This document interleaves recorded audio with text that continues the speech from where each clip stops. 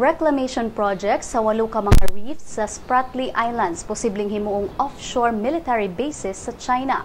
Sa usa ka news conference kagahapon, si Armed Forces of the Philippines Chief General Gregorio Pio Katapang Jr.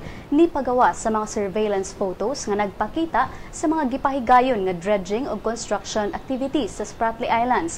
Doon na say gitukod nga runway ug apron ug bag-ong terrain sa maong isla.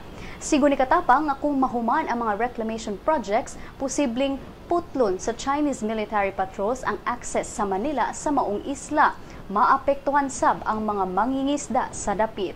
Dugang ni Katapang nga tungod sa kapaspas sa gihimong nga proyekto, posibleng makahatag kini og tensyon dili lang sa Pilipinas kundi lakip ang ubang mga kasikbit nga nasod nga dunay overlapping claims sa mga isla ug sa ubang nasod nga nigamit sa international sea lanes alang sa ilang patigayon.